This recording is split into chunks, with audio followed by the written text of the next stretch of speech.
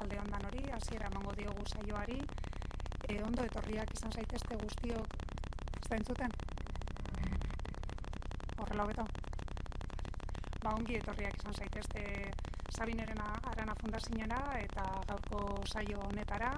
Eskerrik asko etortzeagatik saio interesgarri honetara. Mila esker, esan bezala, gure gonbiteari erantzuteagatik eta gugaz egoteagatik. Eta zelan ez, mila esker gure gaurko hizlariari, Irantzu Mendia, Euskal Herriko Unibertsitateko Hegoa Nazioarteko Lankidetza eta Garapenari buruzko ikasketa institutoko zuzendari eta ikertzaileari. Arratsaldeon, muy buenas tardes, bienvenidos a este Lehendakari Agirre Aretoa de la sede de nuestra fundación. La cooperación al desarrollo es ya un clásico en esta tribuna de debate desde el 2013. Un clásico junto a temas de especial significación como son la memoria histórica, construcción europea o el euskera. Lankidetza politikek mundu osoan, baina bereziki hegoaldeko herrialdeetan, izan behar duten eginkizunari buruzko eztabaida lantzen laguntzeko hitzaldi ziklo bat eta mintegi bat antolatu ditugu aurten. Bertan, Nazio Batuetako agentzietako ordezkariek, zerekin humanitarioa darabiltzen o gobernuz kanpoko erakundetako kideek, garapenerako nazioarteko lankidetzarekin engaiatutako beste eragile batzuek, unibertsitateko irakasleek eta barrek parte hartuko dute. Porque no estamos hablando solo de pobreza. 1 de cada 22 personas en el mundo necesita asistencia humanitaria. Según Naciones Unidas, vivimos la mayor crisis alimentaria global de la historia moderna. Los impactos de la pandemia, las consecuencias de la guerra en Ucrania, Sudán, el conflicto israelí-palestino, la emergencia climática que expulsa a más de 20 millones de personas de sus hogares al año, la inflación, la crisis energética y el aumento de los conflictos son las principales causas. Estamos hablando también de desarrollo humano sostenible.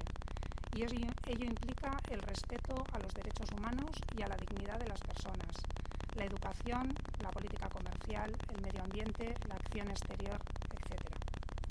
Por eso estamos aquí, para poner nuestro granito de arena a ese desideratum utópico pero posible de una vida digna para todos los habitantes del planeta. En la conferencia de hoy vamos a abordar el tema de la cooperación internacional en países en conflicto.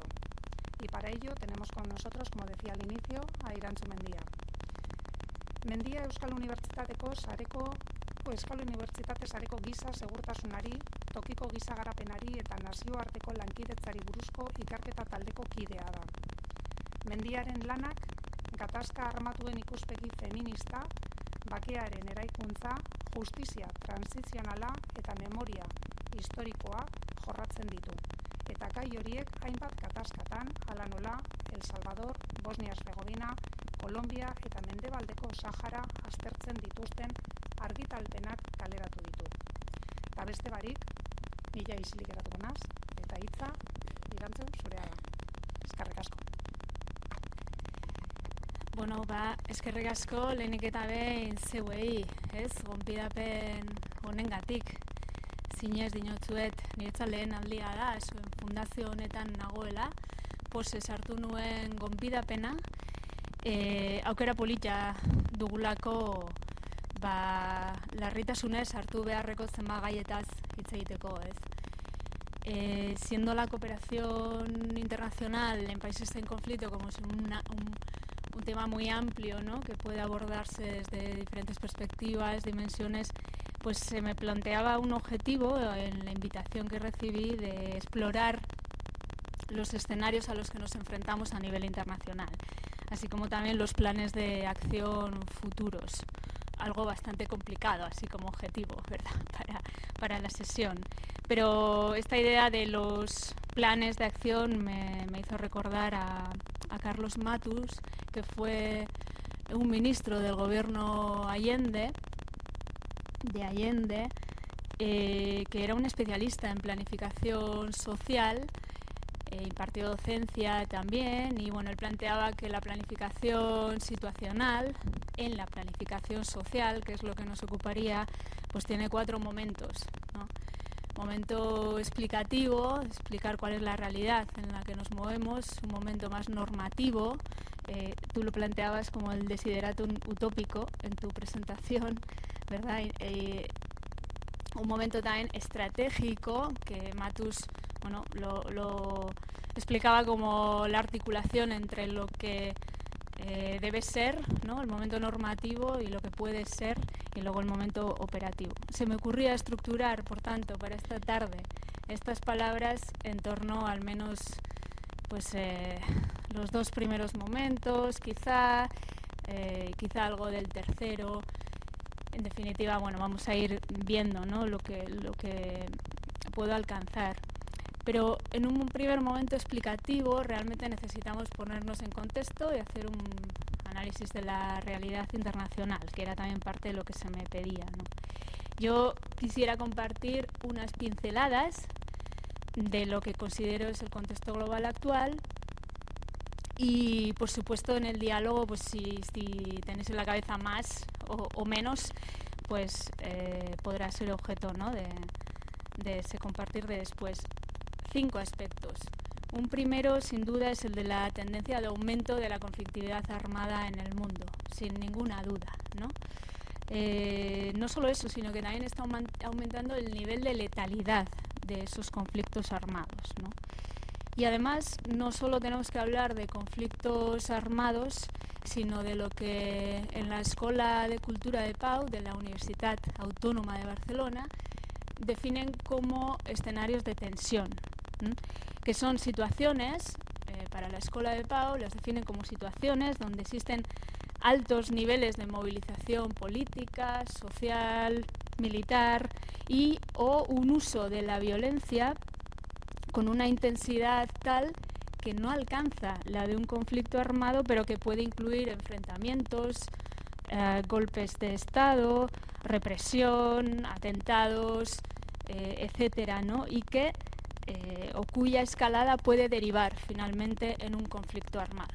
Entonces, la Escuela de Pau, que periódicamente hace análisis sobre conflictos armados en el mundo, identifica a día de hoy, o con datos del último informe de 2024, está próximo a salir el del 25, pero a datos del 24, 36 conflictos armados en el mundo y 114 escenarios de tensión, es decir, de altos niveles de violencia sociopolítica que pueden degenerar en conflicto armado, ¿no? Y estos son cifras, desde luego, que nos remiten, bueno, a niveles que no alcanzábamos desde hacía décadas, porque veníamos en una tendencia más descendente en el número de conflictos armados, ¿no?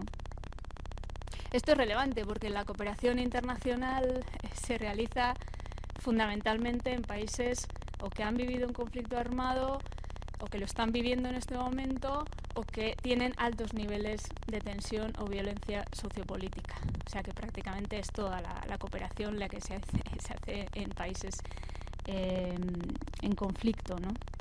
Hay otro instituto muy importante en Suecia, que es el SIPRI, en Estocolmo, que hacen también análisis de conflictos, y el SIPRI identifica, da otra cifra, identifica más de 56 creo que son conflictos armados. Lo que pasa es que el SIPRI ya está introduciendo como conflictos armados lo que la Escuela de Pau considera escenarios de tensión. Por ejemplo, un caso clarísimo es el de México, ¿no?, donde estamos hablando de casi 200.000 personas, por ejemplo, desaparecidas desde los años 60, en gran parte en las primeras décadas atribuibles esas desapariciones forzadas a la violencia de Estado, pero que ahora mismo la criminalidad, ¿no?, los grupos criminales están siendo responsables de la gran mayoría de las nuevas desapariciones, ¿no? Hay enfrentamiento entre el Estado y diferentes grupos del narcotráfico, hay enfrentamiento armado entre diferentes grupos del narcotráfico, por tanto, pues ya hay también análisis que estas situaciones las sitúan directamente como conflicto armado. Decía también que aumenta la letalidad, porque ciertamente está muriendo más gente que nunca en los registros conocidos en los conflictos, ¿no? Por motivo directo de los conflictos, y la gran mayoría, como sabemos, es población civil. Un segundo aspecto sería el de que acompaña a este, desde luego, el de la remilitarización de la política internacional, ¿no? Que puede medirse en función de varias variables, pero yo mencionaré el gasto militar mundial, los presupuestos destinados a los ejércitos y la generalización de la militarización de la seguridad pública. O sea, como tres indicadores, digamos, de remilitarización de la política, ¿no? De nuevo, por mencionar al SIPRI, ¿no? Este instituto de Estocolmo registra de gasto militar mundial 2,4 billones de dólares, que es el nivel más alto registrado, y registra también que los gobiernos de todo el mundo destinaron de media casi el 7% de sus presupuestos a los ejércitos. En cuanto a la militarización de la seguridad pública, pues esto supone la presencia de militares en puestos estratégicos de gobierno, ¿no? Al frente de puestos estratégicos de gobierno, incluso ministerios, ¿no? Supone también que las policías se someten a las Fuerzas Armadas, y esto puede suceder también directamente a nivel estructural, orgánico, que la policía civil dependa de la Fuerza Armada, y también que se usen militares para actividades que son de seguridad pública, ¿no? Trasladando de esta manera y poco a poco, y lo vamos normalizando en todo el mundo, la lógica de la guerra, ¿no? Al ámbito de lo civil, ¿no? Por poner un ejemplo reciente, pero podemos pensar cómo hemos leído, cómo hemos visto la intervención del ejército de la UME, ¿no? en la Dana, en Valencia, y luego el nombramiento de un coronel también, ¿no? para bueno, pues dirigir la reconstrucción, etcétera. O sea, estos son cosas que tienen que ver con la militarización progresiva de lo que son funciones de seguridad pública, civil, ¿no? Entonces, en Valencia, un proceso de años de desmantelamiento, ¿no? de las estructuras de protección civil, y ahora están siendo sustituidas, ¿no? Porque no hay, están siendo sustituidas por lo militar, y parece que lo vivimos con bastante normalidad, ¿no? Pero yo creo que si hablamos también de riesgo de militarización, pues tenemos que ver esto con otros ojos, tenemos que poner la mirada en ello, una mirada ciertamente crítica, ¿no?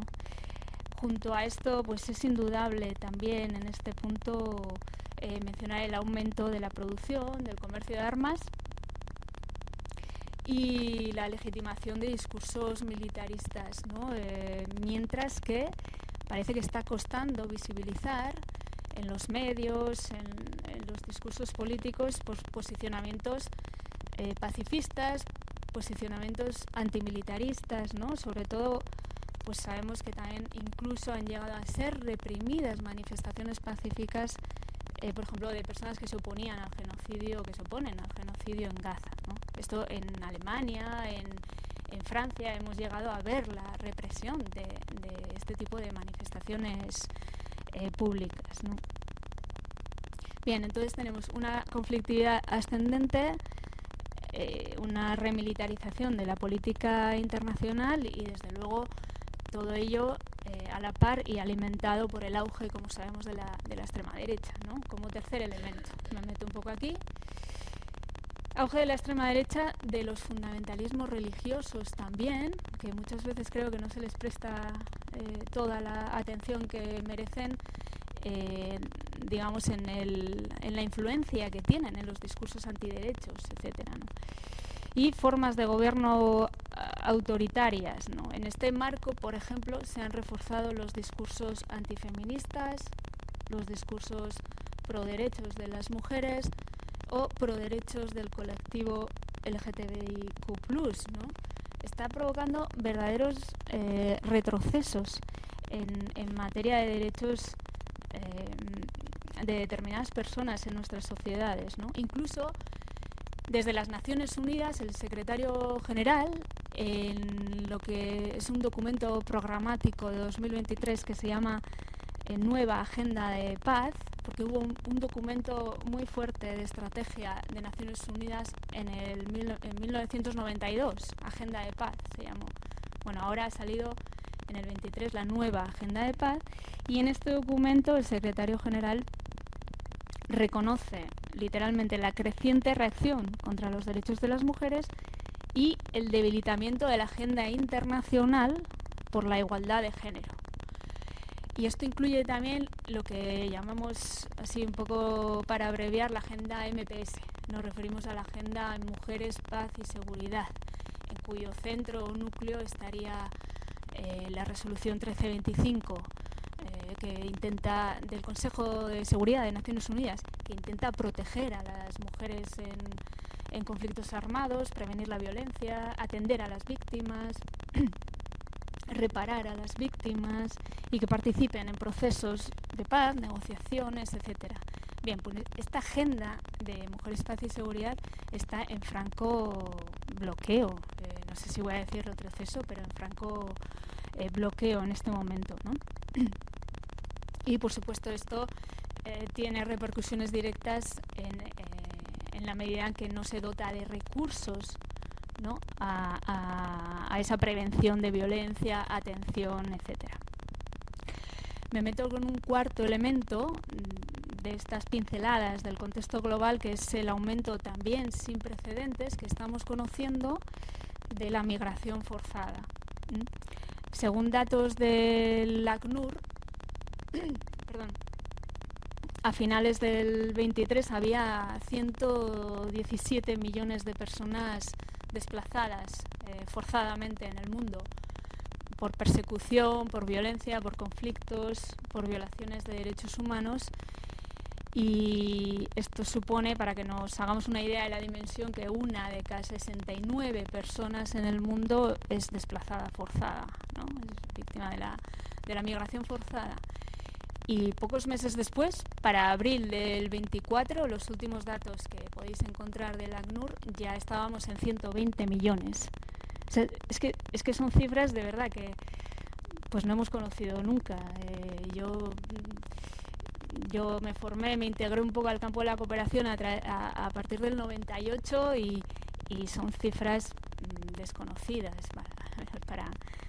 para mí, ¿no?, hasta el día de hoy. Tengo que decir que lamentablemente esto se da al tiempo que se acentúan, ¿no?, las políticas migratorias cada vez más restrictivas. Cuando más hace falta que sean políticas migratorias de acogida, más estamos restringiéndolas, ¿no? Más negamos que existe un derecho humano a migrar, ¿no? Y bueno, pues finalmente esto también se refleja en actitudes racistas, xenófobas, que socialmente pues van ganando terreno, ¿no? Finalmente me gustaría acabar esta parte mencionando una quinta cuestión, que es la de la relación entre los conflictos armados y fenómenos como la crisis climática, la pérdida de la biodiversidad y el calentamiento global, este tipo de fenómenos que tienen que ver con la naturaleza y con los derechos vulnerados también de la naturaleza, ¿no?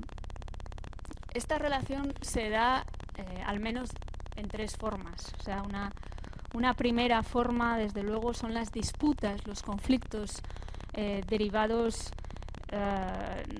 pues las disputas por la tierra, por los recursos naturales, ¿no?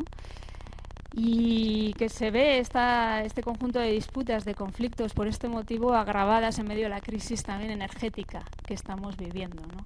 Pero también se ve agravada por lo que vamos observando, que es una intensificación del capitalismo más extractivista, ¿eh? Entonces esto se está produciendo a nivel global, a nivel mundial, no solo en los países del sur. Hay una intensificación de la extracción de recursos, ¿no? Y esto desde luego genera conflictividad, es fuente principal de conflictividad. Una segunda manera de relación es, pues igual no tanto la abundancia de recursos naturales, sino la escasez, ¿no? Podemos pensar, lógicamente, el ejemplo más ilustrativo puede ser el del agua, ¿no? Las disputas y los conflictos por motivo de recursos escasos, ¿no? En este caso, desde luego, no es nuevo que esté generando violencia, pero la crisis climática y los fenómenos que se derivan de ella, como sabemos bien, ¿no? Fenómenos como lluvias torrenciales, ¿no? Y momentos de sequías prolongadas, etcétera, que están afectando a territorios de distinta manera, pero que están afectando a nivel global, pues esto es fuente de conflictos también. Y un tercer factor de relación, ¿no? Entre crisis climática y conflictos sería el del deterioro ambiental que provocan los conflictos armados, ¿no? Porque en ellos muchas veces, por ejemplo, se contamina deliberadamente, ¿no? Se contaminan pozos, se contaminan acuíferos, se contaminan suelos, tierras de cultivo, como digo, deliberadamente, ¿no? Pérdida de biodiversidad también por el destrozo generalizado de las bombas, ¿sí? Etcétera. Recordaba que vi hace unos meses un reportaje en la 2, en un documental de la 2 sobre Vietnam. En realidad era sobre la naturaleza de Vietnam, pero se me quedó un dato, y es que ahora, a día de hoy, se están recuperando en los bosques de Vietnam algunas especies que casi se extinguieron por motivo de los bombardeos estadounidenses con napalm, ¿no? Durante la guerra de Vietnam. Entonces, pérdida de biodiversidad y conflicto armado van de la mano absolutamente, y puede llegar a ser irreversible, ¿no? Y finalmente podemos pensar también en la huella de carbono de los ejércitos, ¿no? De toda la maquinaria de guerra y de los miles y miles de efectivos, ¿no? Que se trasladan, el uso de esa maquinaria de guerra, etcétera, implican una huella de carbono considerable, y es una de las vías de estudio también de gente que hace análisis sobre conflictos, medio ambiente y sobre la necesidad de paz para tener un ambiente en el que vivir, para tener un hábitat en el que vivir, ¿no? Bien, estos serían para el primer bloque como 5 elementos de tendencia o de momento actual, de análisis de realidad, si queréis, ¿no? Ese momento explicativo que decía Carlos Matus, ¿no? Y luego él hablaba del momento normativo, ¿no? Ese momento como de la configuración de las grandes líneas, ¿no? De los lineamientos, del direccionamiento que le queremos dar a nuestra acción, ¿no? De hacia dónde queremos ir, ¿no? ¿Qué dirección le queremos dar a esa transformación social, a ese horizonte común, supuestamente, ¿no? ¿A qué aspiramos, en definitiva? Es el deber ser. O sea, es un momento ahora, yo creo, bastante crucial para pensar en esto. Tenemos ¿cómo lo has nombrado antes? Tenemos un horizonte utópico. O sea, esto es la realidad ahora, unas pinceladas. Pero tenemos ese horizonte utópico común en la sociedad global, a nivel internacional. Para la cooperación internacional, desde luego, es clave pensar en ello, ¿no? Para dirigir las estrategias hacia ello. En este sentido, creo que el escenario internacional actual pues nos arroja una imagen de ausencia de visión compartida. Creo que nos está faltando ahora mismo una visión compartida, un horizonte normativo común, ¿no? Y creo que más bien es un momento de ruptura de lo que se han venido considerando hasta ahora consensos, ¿no? Unos consensos internacionales. Me remitiré solamente pues a algunos ejemplos, sin ánimo de abarcarlo todo, ¿no? Pero diré en primer lugar que hay una ruptura del consenso en torno al derecho internacional. En el momento actual, las resoluciones de instituciones internacionales como Naciones Unidas o incluso de tribunales internacionales como la Corte Internacional de Justicia, por ejemplo, con sus llamamientos, resoluciones, dictámenes para poner fin a las guerras, ¿no? Para poner fin a la impunidad de los crímenes de guerra, de lesa humanidad, bueno, pues todas ellas están siendo ignoradas, ¿no? Y esto no sería nada nuevo, no es nada nuevo. Hay muchos pueblos en la Tierra que conocen de cómo se ignoran resoluciones de organismos multilaterales que les beneficiarían, ¿no? Pero se ignoran. Pues lo nuevo, lo novedoso es que estos dictámenes, resoluciones, directamente se critican, se cuestionan, se desafían, ¿no? Sin tapujos, sin ningún pudor, ¿no? Sin hacer malabarismos discursivos, o sea, directamente se ningunean, ¿no? Eso sería lo novedoso, como digo, ¿no? El ejemplo más claro, en mi opinión, es ahora mismo el de Israel, ¿no? Israel continúa un genocidio del pueblo palestino con complicidad estadounidense y complicidad europea, ¿no?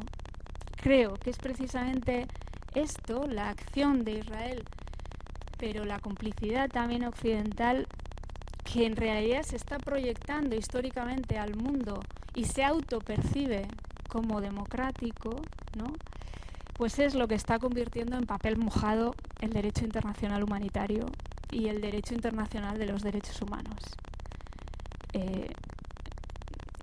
Podemos pensar en otros casos, podemos pensar que Rusia invade ilegalmente Ucrania, que es obvio que es así, ¿verdad?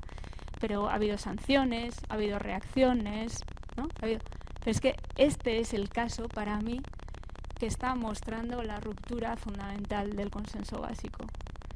Y como digo, que está dejando en papel mojado las normas que nos habíamos dado colectivamente, o eso parecía, ¿no?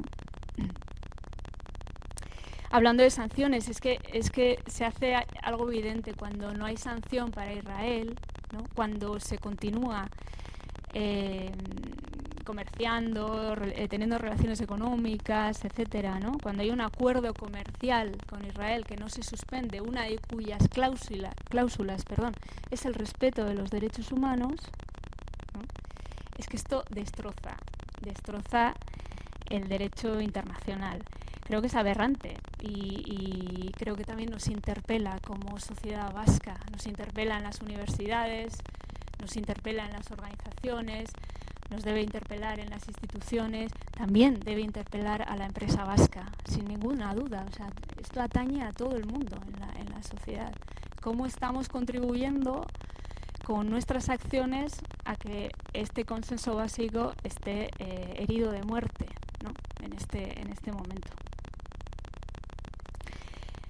Y me gustaría mencionar, porque yo creo que está generando debate y es importante que lo tengamos, el caso de CAF, ¿verdad? Que es una empresa vasca grande, importante, que está teniendo beneficios relevantes también, pero tiene una línea de negocio, como sabéis, que le vincula a Israel, ¿no? El tranvía en Jerusalén. Esto está generando debate interno también. Trabajadores de la CAF están planteando que se deje esa línea de negocio, se continúe con otras tantas, hay muchos contratos a nivel internacional de esta empresa, pero que precisamente esa se cancele. Y esto ha chocado contra las directrices, contra la opinión de la dirección de la empresa, ¿no?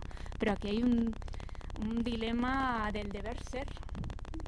Esto es un dilema fundamental que creo que está sobre la mesa y que mientras sigamos, como digo, ahí sin poner ningún reparo a este tipo de acciones, estaremos contribuyendo a la ruptura de este consenso, ¿no? Un segundo al que me quiero referir son los consensos en torno a la democracia y al valor de la paz en sí mismo, ¿no? Como valor. En este marco de ascenso, como digo, de la extrema derecha, de los gobiernos autoritarios, han aumentado, y lo sabéis bien, ¿no?, los porcentajes de población, sobre todo de población más joven, que entienden que la democracia no es necesariamente el mejor sistema posible. Y es una población que también se muestra favorable, proclive a la remilitarización e incluso que estarían en disposición de apoyar que regresara el servicio militar obligatorio, ¿no? Allá en donde pues ya se había dejado atrás, ¿no? Esta misma mañana creo que era que leía que se habían ascendido las solicitudes de ingreso en Dinamarca, en el ejército danés, solicitudes voluntarias entre gente muy joven, ¿no? Bueno, pues son tendencias que también las tenemos, pues creo que más cerca de lo que pensamos, ¿no? Desde luego esta erosión del valor de la democracia tiene que ver mucho con décadas de políticas económicas que han sido neoliberales, ¿eh? No han pasado en balde todas estas décadas, no han pasado en balde. Ha sido un conjunto de políticas que precisamente se han favorecido de las que llamamos democracias liberales, ¿no? Son políticas que han venido de la mano de privatizaciones, de políticas de austeridad fiscal, de desregulación, que han tenido impactos en las sociedades, han tenido en todo el mundo, ¿no? Este tipo de políticas aumentan desigualdades, empobrecimiento, aumentan el desmantelamiento del tejido social también. Estas políticas han generado una enorme decepción en realidad en las mayorías, ¿no? Que han visto pues sus condiciones de vida materiales deterioradas en el marco de estas democracias liberales, ¿no? Y han visto también pues de qué manera se ha legislado, ¿no? En esas democracias liberales.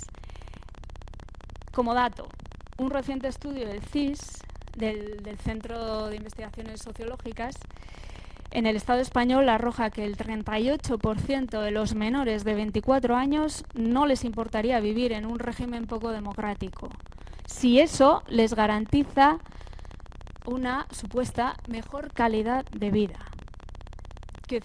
Después de décadas de neoliberalismo, si las mayorías han visto deteriorada su condición de vida, ¿no? Por las políticas llevadas a cabo, pues dicen, pues si la democracia es esto, la gente joven está pensando, pues ¿qué me importa? Que no sea esto tan democrático, pero sí puedo estar mejor. O creen que podrían estar mejor bajo un gobierno autoritario o una dictadura. Es que tenemos un problema fundamental de pérdida del valor de la democracia, pero también por el tipo de políticas que venimos desarrollando, ¿no? Y de las consecuencias que después de décadas son cada vez más evidentes y más notorias, ¿no? La erosión del valor de la paz. También quiero hablar un poquito sobre esto, porque también tiene que ver con el mismo tema, ¿no? De las políticas económicas. El neoliberalismo ha permeado también el modelo de construcción de paz que venimos desarrollando durante décadas. En los estudios de paz, y en particular en los estudios críticos de paz, se ha venido a llamar el modelo de paz liberal, ¿no?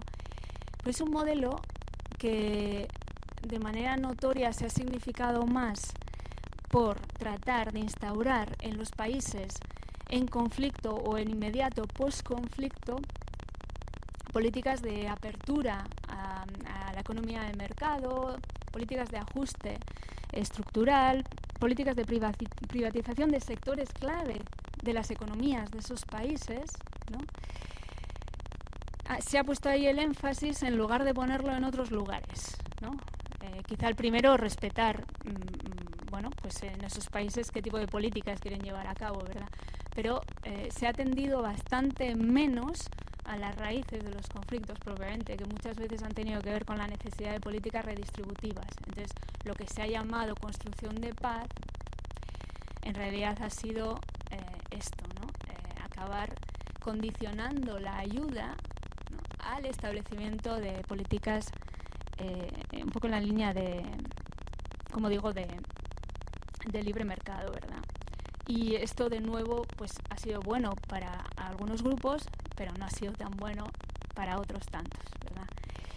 Entonces, aquí creo que viene, digamos, una fuente de desconfianza en países del sur global con respecto a lo que a veces se ha llamado de manera crítica la industria de la construcción de paz internacional, ¿no?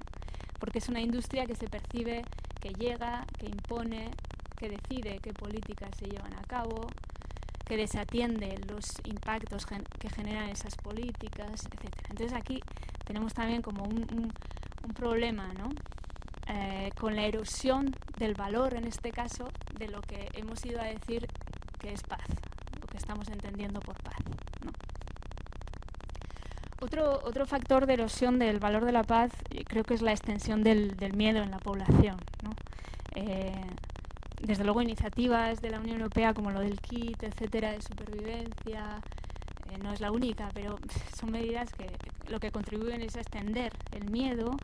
También se está extendiendo institucionalmente una noción de seguridad muy restringida y muy centrada en lo militar y muy centrada en el Estado, ¿no? En la seguridad del Estado, finalmente, y no en la seguridad de las personas, ¿no? Pensemos en la seguridad en lo cotidiano de nuestras vidas, ¿no? Que la seguridad cotidiana en realidad para la gente común pasa por el acceso a la alimentación, para el acceso a la vivienda, por un trabajo digno, por poder participar social, políticamente, por el derecho a migrar que decía antes, ¿no? Entonces, esa aspiración, ese desideratum a la paz, ¿no? En sentido amplio, se está sustituyendo progresivamente, en mi opinión, por una aspiración a la seguridad, pero a la seguridad entendida de esta manera más restringida, ¿no? Entonces esto en realidad está prácticamente relegando a la esfera de la irrelevancia, ¿no? Nociones que por tanto tiempo han sido parte de nuestros consensos básicos dentro de la cooperación internacional también, como es el de la paz positiva en términos de Galtung, o la noción de seguridad humana, que ya la acuñó en los años 90 Naciones Unidas, ¿no? Que hablaba de la seguridad humana como una seguridad que tiene componente comunitario, social, económico, político. No estaba hablando de una seguridad militarizada, ¿no? Y ahora mismo parece que estrechamos los marcos conceptuales y de pensamiento y de orientación estratégica a una sola manera de entender la seguridad. Creo que es un error también, ¿no? Porque a esta erosión, como digo, del valor de la paz y la seguridad humana también considero que contribuye el plan de rearme de la Unión Europea. Honestamente, así lo creo, ¿no? Y creo que estamos contribuyendo también desde Euskadi si nos sumamos o cuando nos sumamos de manera entusiasta casi a veces y acrítica, ¿no? A una línea de negocio armamentístico que ciertamente se abre porque va a fluir una ingente cantidad de dinero europeo, dinero público europeo, y eso se está viendo pues como una oportunidad de negocio, ¿no? Pero yo reconsideraría, no puede ser la única manera o la manera en que concibamos esto, porque estamos contribuyendo a erosionar el valor de la paz en sí mismo, ¿no? Unido a esto también hay que decir, o me gustaría decir lo siguiente. Estamos viendo en el mundo que se están dando pocas negociaciones de paz, pocos acuerdos de paz, en comparación con los que se lograban hacía unos años, ¿no? La diplomacia para la prevención de los conflictos, la diplomacia para la desescalada de los conflictos apenas está teniendo influencia, en comparación, como digo, con lo que era antes, ¿no? Entonces, esto, en mi opinión, refleja una pérdida de peso del valor del diálogo político, ¿no? De la negociación, y en su lugar lo que se está imponiendo es la fuerza bruta, así simple y llanamente, ¿no? La ley del más fuerte, ¿no? Es un contexto ahora, el internacional, en el que parece que podemos negociar, alcanzar acuerdos acotados, ¿no? Por ejemplo, de acceso humanitario, o de intercambio de prisioneros, o para el acceso a determinados bienes de países en conflicto. Estoy pensando en Ucrania, por ejemplo, y el acuerdo al que accedió Rusia para la salida del grano ucraniano por el Mar Negro y que pudiera llegar a otros países del mundo, ¿no? Ese tipo de acuerdos, acciones que realmente son fundamentales, ¿no? Pero como recuerda también el una organización fuerte internacional en este ámbito que se llama International Crisis Group, dice, bueno, pero esto no puede ser un sustituto de las conversaciones políticas, de las negociaciones políticas, ¿no? Parece estar perdiendo, lo pongo en estas palabras, valor el propio diálogo político. Bien, me muevo ya como hacia el tercer bloque. Si os parece, es bueno, un bloque que yo considero bastante más complejo. No aspiro a tener la varita mágica de nada, ¿no? Carlos Matus lo llamaba como momento estratégico. Decía yo al inicio que para él era la articulación entre lo normativo, el deber ser, a lo que aspiramos, ¿no? Ese horizonte o visión compartida, común, y lo que puede ser, ¿no? En otras palabras, a veces lo llamamos viabilidad, lo que puede ser, ¿no?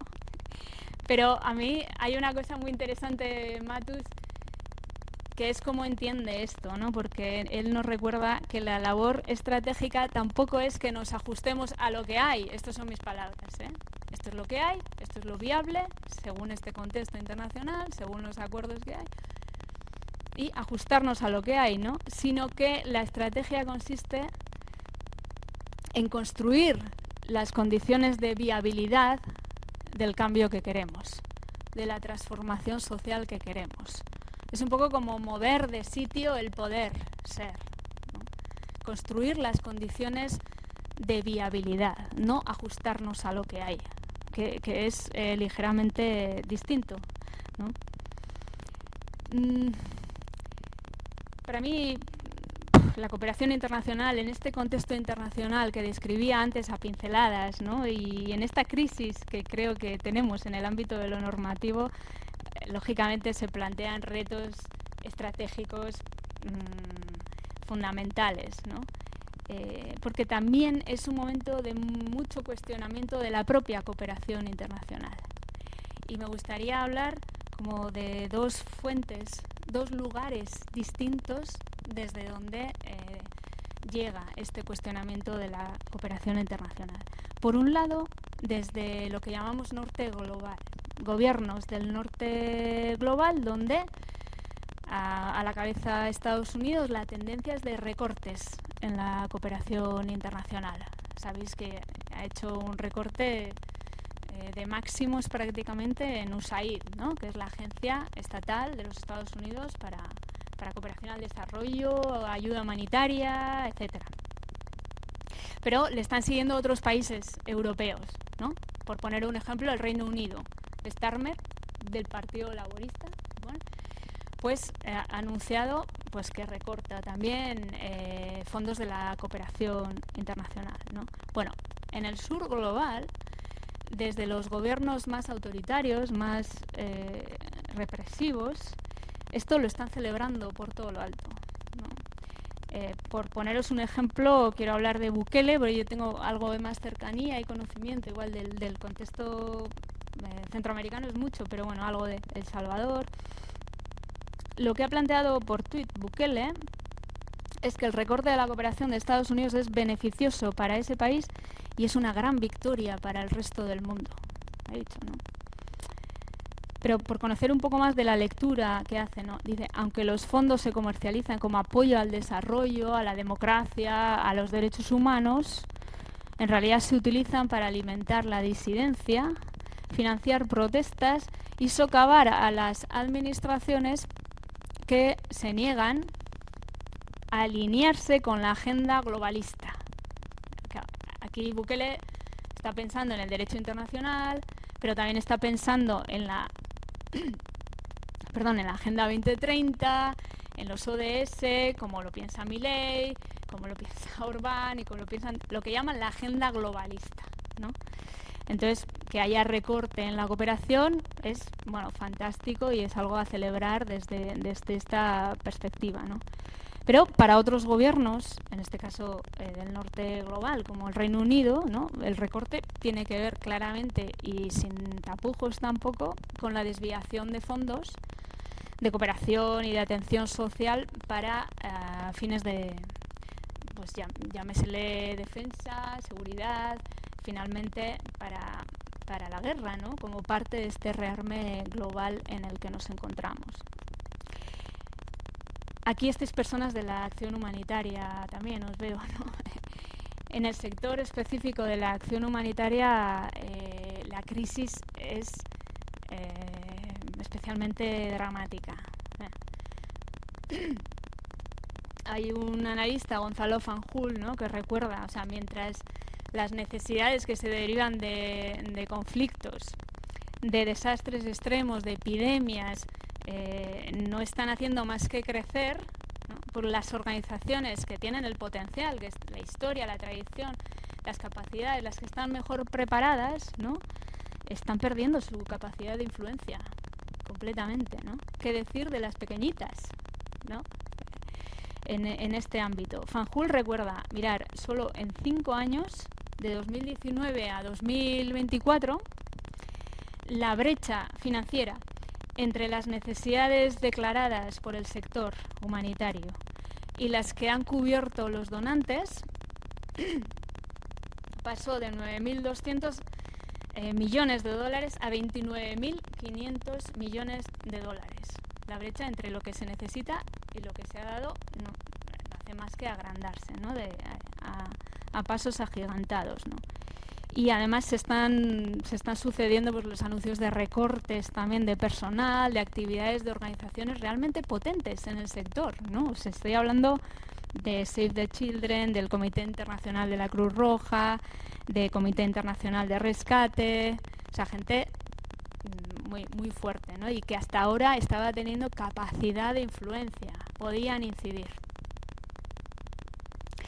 Para las ONGs más medianas, pequeñas, lo que es dramático también, además de esto, y sobre todo para las que están en el sector humanitario de apoyo a población migrante, es el acoso, ¿no? Es el acoso, es la criminalización y, bueno, pues por no hablar también de los ataques directos. Tenemos que pensar en las trabajadoras y trabajadores humanitarios que están siendo asesinados en Gaza, ¿no?, por el ejército israelí. Y en televisión, no sé si habéis visto la fosa común de trabajadores humanitarios en Gaza, sí, algunas personas la sentís. Entonces, por eso digo, la situación también especialmente dramática en este sector. Pero desde luego el impacto principal de esta situación, del cuestionamiento de la cooperación internacional, de la reducción de los fondos de ayuda, se produce sobre la sociedad civil de los países del sur global, ¿no? Porque estos recortes se suman, como digo, a campañas de criminalización y a legislaciones en sus países que no solo tratan de ahogarlas, de reprimirlas, sino también de impedir que haya solidaridad internacional hacia ellas, ¿no? Esto nos obliga también en la cooperación internacional a ser cada vez más creativas, imaginativas, a la hora de pensar cómo en ese tipo de contextos podemos seguir manteniendo una línea, una vía de solidaridad, ¿no?, con esas organizaciones. Pienso que si la transformación social que queremos es que caigan estos gobiernos, es que se respeten los derechos humanos, el valor de la democracia, la paz, nuestra apuesta estratégica más que nunca considero que debe estar en el apoyo a la sociedad civil, porque muchas veces y en estos años es una observación, por supuesto discutible, he visto que en aras también de algo potencialmente positivo como son las alianzas multiactor, etcétera, se ha forzado a muchas organizaciones de la sociedad civil a tener interlocución y diálogos con instituciones, ¿no?, que, bueno, pues digamos, en el mejor de los casos han sido diálogos estériles, que han hecho perder recursos, fuerza, energía a esas organizaciones, pero es que en el peor de los casos han colocado en una situación de bastante riesgo a las organizaciones. Entonces tenemos que tener mucho cuidado también cuando, bueno, algo que pudiera ser deseable efectivamente, que haya más diálogo, interlocución civil, digamos, social, institucional, Pero si tengo que destacar o plantear dónde colocar la apuesta, para mí claramente ahora está en la sociedad civil, en las organizaciones de la sociedad civil. Y una segunda vía de cuestionamiento, y con esto finalizo, que tenemos en la cooperación internacional no es nueva, viene de décadas ya, ¿no? Procede del sur global y sobre todo de organizaciones y movimientos sociales, comunitarios, que llevan tiempo demandando un proceso de lo que se ha venido a llamar de descolonización de la cooperación internacional, ¿no? Y yo creo que aquí detrás de esto hay una fuerza transformadora realmente importante, ¿no? Y que nos interpela, pues sí, con fuerza y que merece la pena escuchar, ¿no? La cooperación internacional, ante los ojos del sur global, viene acumulando un enorme descrédito, una pérdida de legitimidad. ¿Pero por qué? Por los dobles raseros de Occidente, ¿no? Occidente no es que no intervenga en Gaza, sino que tiene una historia de no intervención en otros lugares. Genocidio en Ruanda, 1994. Occidente se caracterizó por la inacción también. 4 meses, casi 1 millón de personas asesinadas, ¿no? Y ahora en Gaza estamos como viviendo lo mismo, ¿no? Como poner solo 2 ejemplos de donde claramente se identifica el doble rasero de Occidente, ¿no? El doble rasero también se percibe en el proceso vivido de lo que se llama la securitización de la ayuda, ¿eh? La ayuda ha venido a condicionarse a intereses estratégicos, ¿sí?, de diverso tipo, económico, político, geoestratégico, de los países occidentales, ¿no?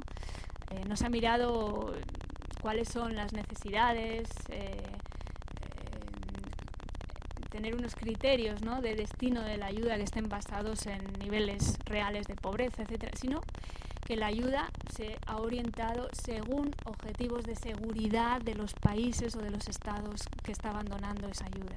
A eso se ha venido a llamar la securitización de la ayuda, ¿no? Y eso también acumula descrédito, acumula pérdida de confianza y de legitimidad de la cooperación internacional, y no podemos dejar que este tipo de procesos, ¿no?, sean los que tengan la vía más ancha, ¿no? Considero que si queremos, ¿no?, que la cooperación internacional siga siendo, pues, relevante, tengamos un papel de transformación social, esta segunda vía de cuestionamiento que nos llega de las sociedades del sur global, pues puede ser el revulsivo que necesitamos, ¿no? Y nuestras energías, pues deberíamos colocarlas estratégicamente en el sentido que nos está demandando esa sociedad civil organizada en el sur. Y creo que aquí, bueno, la cooperación vasca, del pueblo vasco, pues bueno, pues sí tenemos una oportunidad en ese sentido, ¿no? Porque somos una cooperación que históricamente viene de apoyar mucho, movimientos sociales, sociedad civil organizada en otros países, ¿no? Porque se nos ha reconocido también en el sector que somos una cooperación que ha demostrado más capacidad de diálogo, me refiero al diálogo político, algo más de flexibilidad en contextos donde es muy difícil la cooperación, ¿no? Bueno, estoy hablando de Sáhara Occidental, por ejemplo, ¿no? Estoy hablando de una cooperación, pues, que es más sostenida en principio en el tiempo, o sea, que no vamos corriendo de una crisis a otra allá donde se esté produciendo, ¿no?, sino que nos mantenemos, son décadas y décadas de trabajo, y eso es lo que ayuda a generar confianza en realidad, ¿no?, y tener algo de legitimidad. Entonces yo hago un llamamiento a que aprovechemos este acumulado, sigamos centrándonos estratégicamente ahí para no perder, ¿no?, pues ese bagaje de relación positivo que hasta ahora hemos sido capaces de tener, ¿no? Y que, bueno, pues si queremos ser parte, ¿no?, de los agentes que tapen un poco, no sé cómo llamarlo, la hemorragia ahora mismo que hay a nivel planetario en términos de derechos, etcétera, pues bueno, pues sería buena idea que prioricemos por ahí las cosas. Nada más, disculpa si me he alargado demasiado, pero creo que todavía nos quedan minutos para poder dialogar, para escuchar lo que queráis y nada, pues es que ricasco benetan, aherretagatik.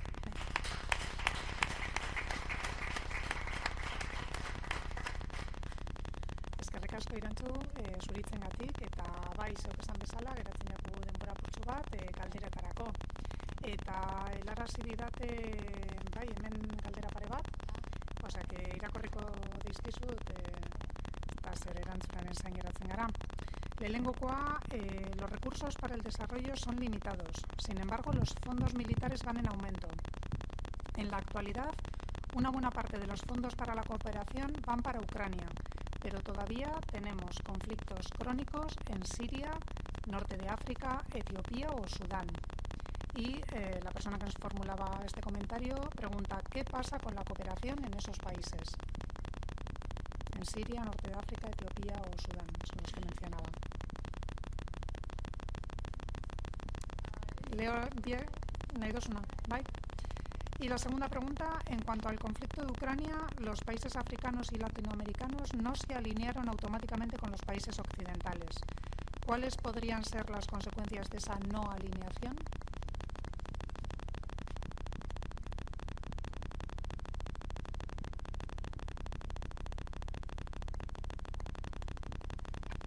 Bueno, eskerrik asko galderengatik. Ez dakit zein izan zaeten. Baina, bueno, lehen kasurako, los recursos para la cooperación son limitados, los fondos militares van en aumento, sí. Claro, la primera afirmación es una premisa habitual. Yo que doy clases en trabajo social la escucho con frecuencia también con respecto a los recursos sociales. Dice, es que las necesidades son infinitas, en cambio los recursos son finitos, ¿no? Y por tanto tenemos que gestionar lo que hay de nuevo, ¿no? Y entonces pues el trabajo social parece que es una especie de no sé, como de puente o de enchufe entre ese binomio, ¿no?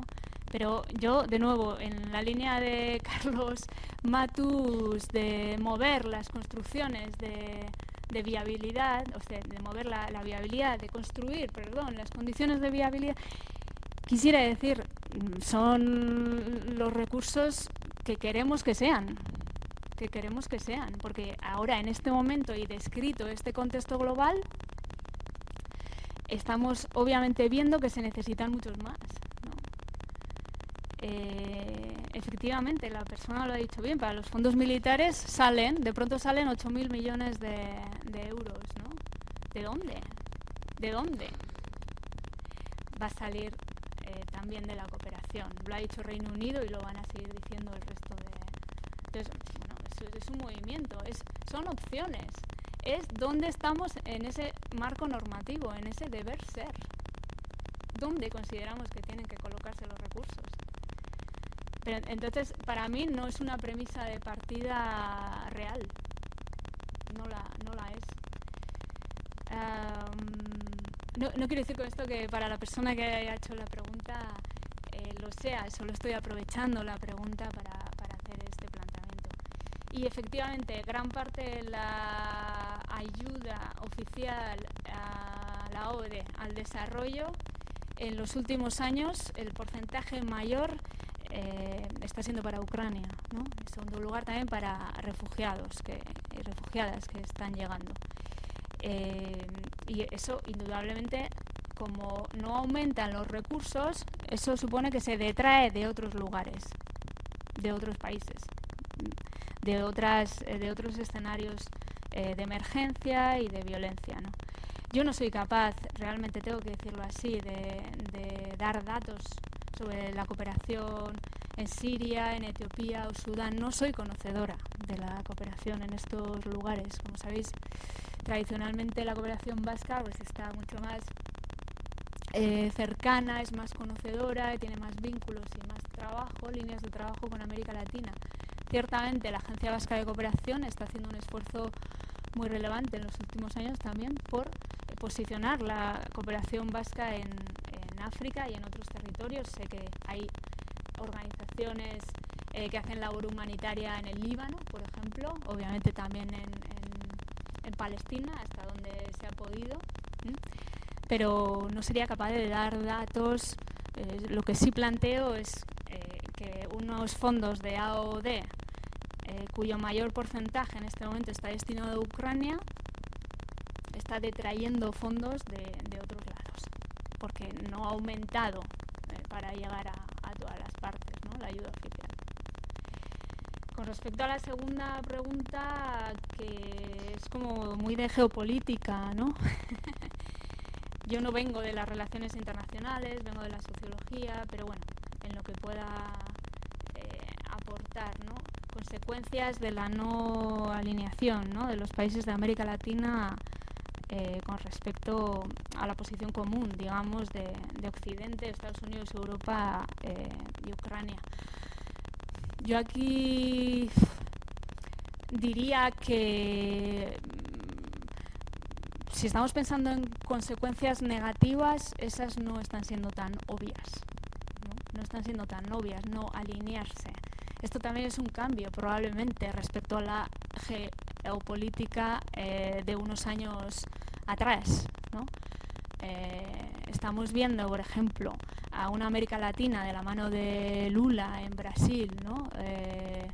O también Boric en Chile, o también Petro, etcétera, que no están teniendo problema en buscar y mantener relaciones económicas, comerciales con China, ¿no?, por ejemplo, o para el caso de Lula también abanderando el conjunto de los BRICS, ¿no?, y tratando ahí, bueno, pues de hacer algo de contrapeso, ¿no?, algo de contrapeso a lo que ha sido pues un dominio, un poder occidental liderado por los Estados Unidos de décadas, ¿no?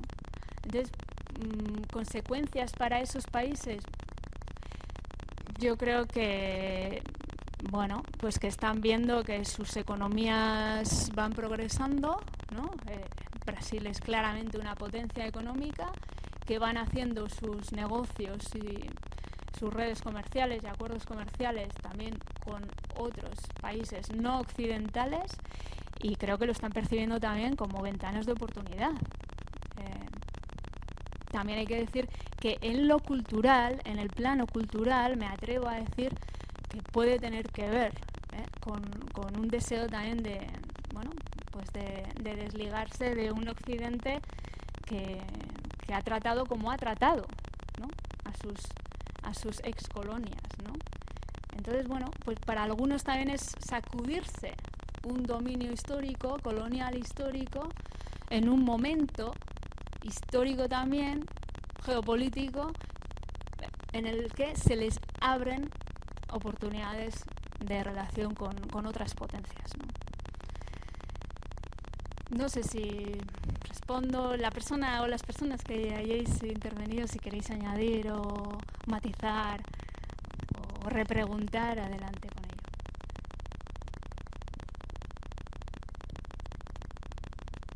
Ahora mismo Lula ha estado, sabéis, en el desfile de la victoria en Rusia, ¿no?, con Putin también, ¿no? Y bueno, hace un planteamiento de, bueno, somos un país soberano, nos movemos libremente por el mundo, ¿no? No nos sentimos interpelados por las llamadas sanciones que hacéis con respecto a Ucrania.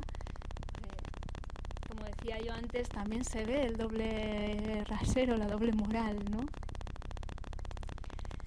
de Occidente en el sentido de qué acciones sancionatorias plantea y dónde.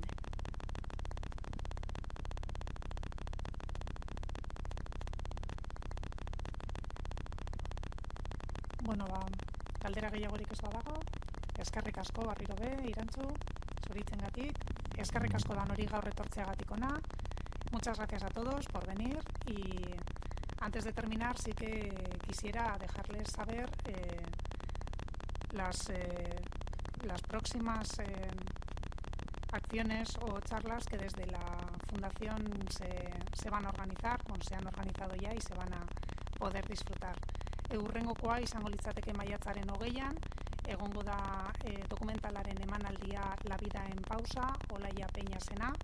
El 20 de mayo, como decía, a las 7 de la tarde se proyectará el documental La vida en pausa de Olaia Peñas, y el 22 de mayo tendremos una charla sobre el nacionalismo vasco en la Segunda República, partidos, estructuras, movimientos con Mikel Aizpuru, Historia Garaikideko catedrático de la UPV. Con esto damos por finalizada la sesión de hoy. Eskerrik asko berriro bedan hori etortzeagatik eta hurrengora arte.